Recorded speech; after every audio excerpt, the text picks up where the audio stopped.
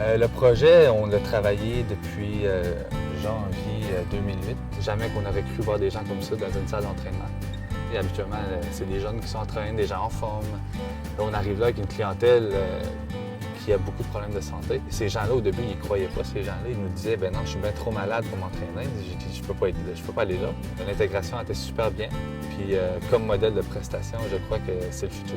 Non, maintenant, je vois le matin parce qu'il y a moins de monde. C'est pas parce que j'aime pas le monde, j'aime bien le monde, mais c'est l'accessibilité aux appareils. Il y a beaucoup de monde, hein? Puis t'as des personnes en grande santé ils vont faire du tapis 1h30. Mais je suis pas patient, je file pas pour attendre 1h30. Moi, j'étais un gars de cinéma, j'allais à Québec, là. Je stationnais mon char à 1000 pieds, 2000 pieds. Ça me prenait essoufflement, puis arrêter 2 fois avant de rentrer au cinéma. J'avais le souffle court, je savais pas que j'avais. Tu sais, le médecin de la rue là, que tu rencontres, là, il dit n'importe quoi. Assez ici, assez ça. Puis un matin, je pouvais plus, ça fait que j'étais allé à l'hôpital. C'était une insuffisance cardiaque. J'avais de l'eau sur les poumons, mais je le savais pas. Sa fraction d'éjection était trop basse. Alors, il y avait besoin d'un tuteur avec stimulateur. Là, c'est comme si j'avais reçu un coup de poing. J'ai vu noir. Puis toujours la peur du médecin, la crainte de l'hôpital. J'ai dit, je suis obligé. Il m'a dit, t'es pas obligé de vivre. T'as le choix. Soit que tu te fais opérer, ou soit que tu meurs. Et le programme Pfizer a sorti. Fait que là, le monsieur, il dit, ben, je vais donner une chance au projet. Fait qu'il a décidé de participer avec nous autres. Lorsqu'au bout de 3 semaines, j'ai demandé la permission d'attendre un peu, j'avais commencé le programme Pfizer, il était enchanté. Et le médecin lui a donné une chance, il lui a dit, participe au projet, mais dans 3 semaines, je vais absolument te revoir pour voir si tu t'es amélioré. Puis au bout de 3 semaines, là, j'étais passé un examen, puis lui-même avait resté surpris. Parce que j'avais suivi, au lieu de 3 fois par semaine, j'allais 4 et 5 fois. Puis le médecin de la rue, je vous disais tout à l'heure, les personnes de rencontre, fais pas ça, c'est trop, tu vas te tuer, tu vas te tuer. Je suis allé le voir. Plus que t'en fais, mieux que c'est. Ça fait depuis septembre 2011 qu'on parlait d'une opération, et là, on arrive à septembre 2012, et le monsieur va toujours aussi bien. Et il a continué à s'entraîner. C'est mon médecin qui m'a recommandé de participer à ça. Vu que j'avais beaucoup de problèmes de santé et qu'à mon âge, si je voulais vivre encore plusieurs années, de me prendre en main. Parce que ton cœur est un muscle, et bon, tu t'expliquais ça et je l'ai appris. Puis s'il se développe. Fait que j'ai décidé de me prendre en main. Plutôt que de rester à la maison, rien faire, j'étais à ma retraite.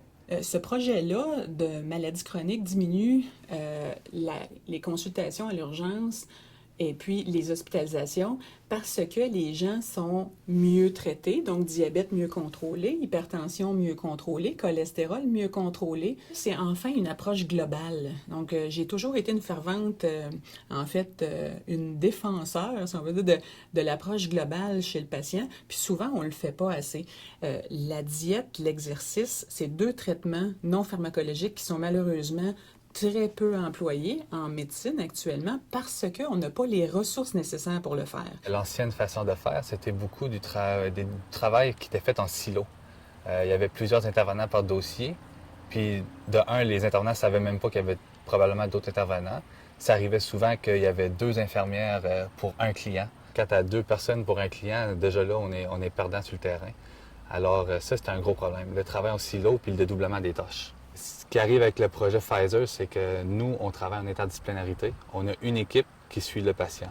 Alors, admettons que le patient avait un suivi insuffisance cardiaque avec une infirmière et au diabète, mais maintenant que nous, on prend le client en charge, on communique avec les infirmières qui étaient déjà dans le dossier pour leur dire que maintenant, il va être suivi par nous en maladie chronique. Alors, ces infirmières-là ferment leur dossier et ça fait un seul suivi. Un médecin seul peut très difficilement avoir une telle approche dans son bureau. Ça prend vraiment une équipe multidisciplinaire parce que faire perdre du poids à un patient, c'est tout un contrat. Donc, ça prend notre kinésiologue qui va faire de l'exercice physique à notre patient. Ça prend la diététiste qui va lui apprendre les meilleures habitudes de vie. Ensuite de ça, l'infirmière qui va faire un coach de vie un peu dans tout ça. Mais bien sûr, le kinésiologue aussi, la diététiste aussi. Alors, toute cette équipe-là est très, très importante pour essayer de faire perdre du poids au patient. Puis ensuite de ça, bien, le titrage, la titration des médicaments, bien, comme je vous disais, l'infirmière va pouvoir le faire avec des ordonnances collectives, là. Donc, le médecin n'aura pas besoin de revoir à chaque mois le patient. De toute façon, dans la vie quotidienne, c'est très difficile de revoir un patient à chaque 2 semaines, 1 mois, là. Donc, on a beaucoup à suivre. Donc, c'est pour ça que c'est très, très utile, ce genre d'équipe-là, là. Le travail en silo n'existe plus. La communication avec les médecins est beaucoup plus facile. Tout est fait avec le même objectif. On n'aura pas une infirmière qui va dire une information au client et après ça, que le kinésiologue va dire quelque chose de différent et la nutritionniste va dire autre chose. On sait c'est quoi le message et on répète le même message. Fait que juste le fait de travailler en interdisciplinarité, ça règle beaucoup de problèmes. On a dû changer nos façons d'intervenir avec les gens. Souvent, on intervenait un à un avec nos patients. Là, on intervient en groupe. C'est sûr, les gens se disent « OK, c'est du groupe qui font. » Mais oui, on est en groupe, mais chaque traitement est individualisé. Chacun a son propre traitement. L'effet groupe, c'est surtout pour une source de motivation, d'encouragement. Il y a un terme qu'on utilise souvent, ça s'appelle l'empowerment. Ça donne aux gens un désir de continuer, de voir des gens comme eux, qui ont des problèmes de santé, s'entraîner. Ça les motive à continuer. Fait que je crois que l'effet de groupe est non négligeable. Au niveau du perfectionnement de chaque intervenant, c'est encore là, on travaille toujours ensemble. Fait que quand que la nutritionniste fait soit un enseignement ou une capsule santé, bien, les autres intervenants vont écouter aussi. Fait qu'en même temps, on fait un échange de connaissances. Quand moi, je fais une intervention au niveau de l'entraînement avec un client, bien, l'infirmière et la nutritionniste vont écouter.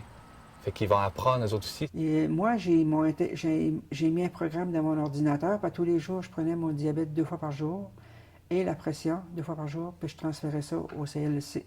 On est suivi tous les jours, régulièrement, par le programme Pfizer. C'est très bien. Puis s'il y a un problème, l'ordinateur nous disait de communiquer avec notre infirmière diabète, puis là, il nous disait quoi faire. La prise en charge est là. Ils ont 3 intervenants, on a chacun nos compétences. Ce qui arrive, c'est qu'on parle du même message, le client comprend très bien ce qu'on lui dit et on le met en application à chaque fois qu'on les rencontre. On se rend compte, une fois que les évaluations sont faites, on se rend compte et nous faisons un plan d'intervention pour le client. Alors, les 3 intervenants travaillent sur le même plan d'intervention.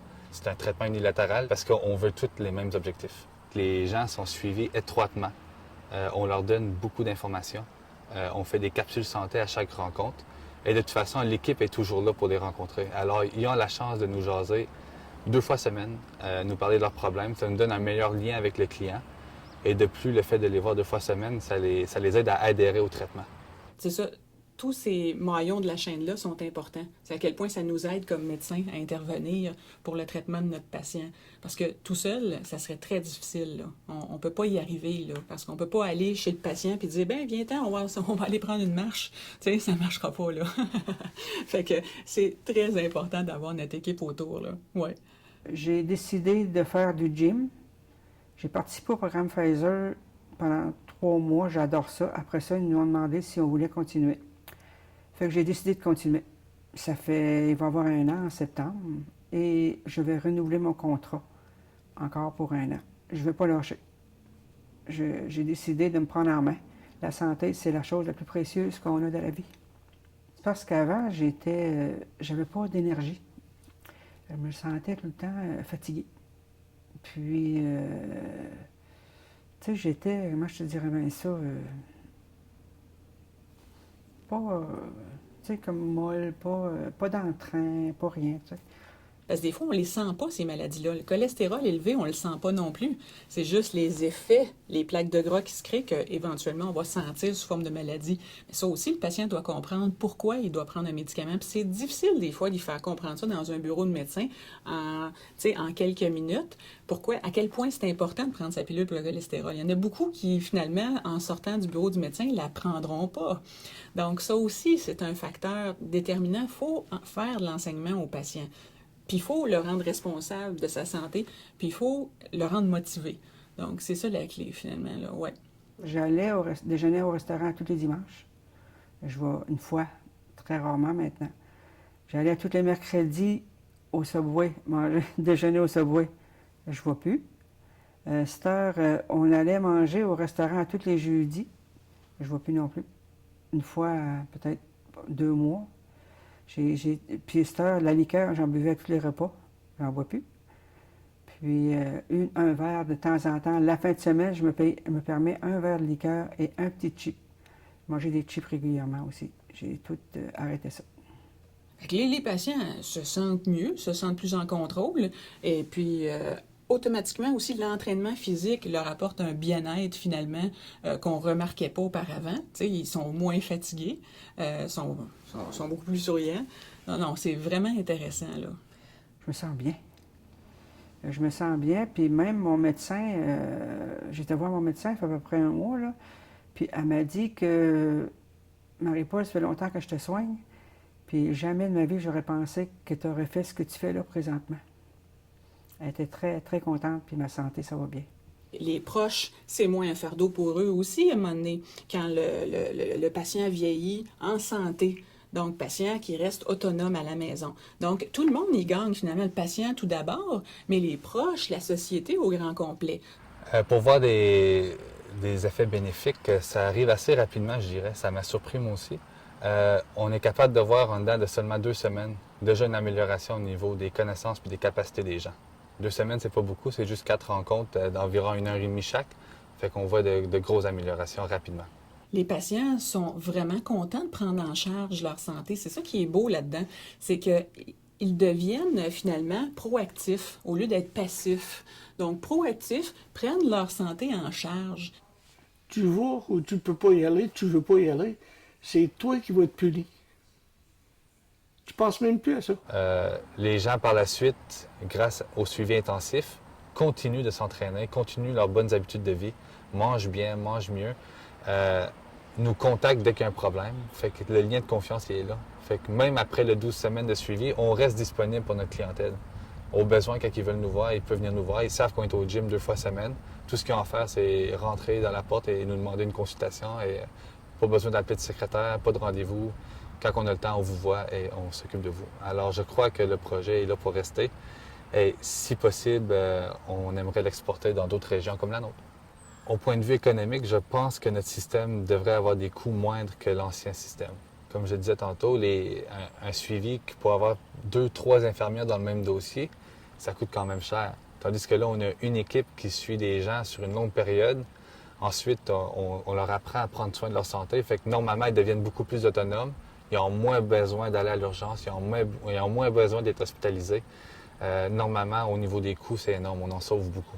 Je trouve ça très intéressant comme projet. J'aimerais ça que ça continue tout le temps. Je veux dire, à long terme, je pense qu'il faudrait que chaque hôpital ait son petit projet comme ça, avec la salle de gymnase, les kinésiologues, les diététistes, les infirmières, pour prendre en charge de façon globale le traitement des patients, avec le médecin, bien sûr, parce que c'est important, ce traitement-là, l'exercice puis la diète. Il n'y a pas juste les médicaments. Donc, il faudrait que tout soit finalement toujours appliqué, si tu veux, comme traitement. Oui.